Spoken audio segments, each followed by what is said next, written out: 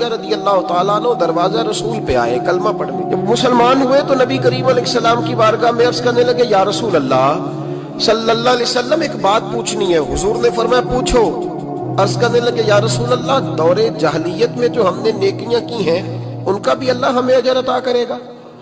جاہلیت کے زمانے میں جو خیر کا کام کیا، امام طبرانی نے اس حدیث کو طبرانی میں لکھا ہے، اس کا بھی اجر ملے گا. تو محبوب پاک علیہ الصلوۃ والسلام نے فرمایا تو بتا تو نے کیا نیکی کی؟ تو کہنے لگے یا رسول اللہ صلی اللہ علیہ وسلم میرے 2 اونٹ گم ہو گئے.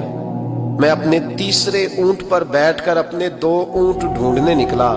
اے میرے قریب محبوب، اے محبوب دو عالم صلی اللہ علیہ وسلم، میں اونٹ ڈھونڈتے ڈھونڈتے جنگل کے اس پار گیا جہاں پرانی آبادی تھی.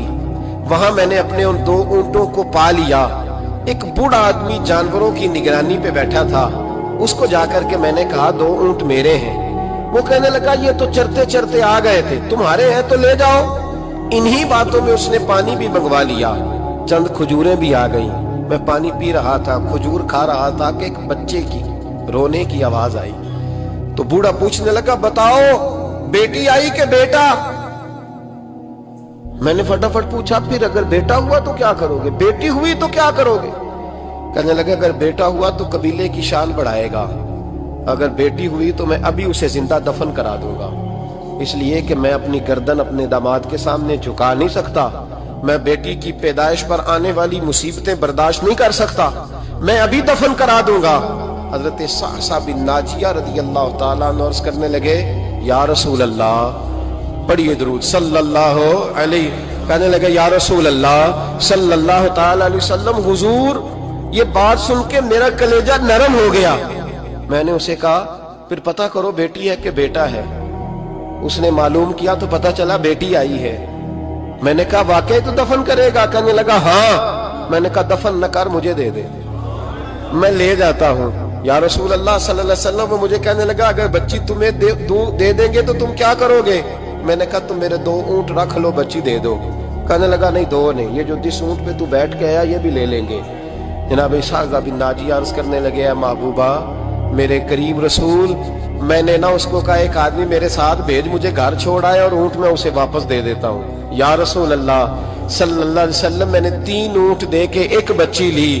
حضور اس بچی کو لا کے میں نے اپنی کنیز کو دیا، نوکرانی کو. حضور میں روز جاتا، اسے دودھ پلا رہی ہوتی. حضور وہ اسے کھجور نرم کر کے کھلا رہی ہوتی. یا رسول اللہ وہ بچی میری داڑھی کے بالوں سے کھیلتی، وہ میرے سینے سے لگتی. حضور مجھے نیکی کا چسکا لگ گیا. پھر میں ڈھونڈنے لگا کون کون سا قبیلہ بچیاں دفن کرتا ہے. یا رسول اللہ میں ڈھونڈنے لگا. حضور میں 3 اونٹ دے کے 1 بچی لایا کرتا. یا رسول اللہ میں نے 360 بچیوں کی جان بچائی ہے، اور حضور میری حویلی میں 360 بچیاں پلتی ہیں. اے آمنہ کے لال بتا میرا مالک مجھے اس کا اجر دے گا؟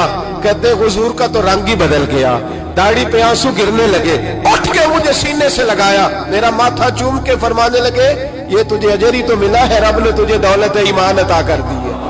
یہ اجر ہی تو ملا ہے کہ رب نے تجھے اسلام کی دولت دے دی. یہ اجر ہی تو ملا ہے، یہ ملا ہے اجر. اور محبوب فرمانے لگے یہ تیرا دنیا کا اجر ہے، اور تیرے رسول کا وعدہ ہے قیامت کے دن بھی رب کریم تجھے خزانے کھول کے اجر عطا فرمائے.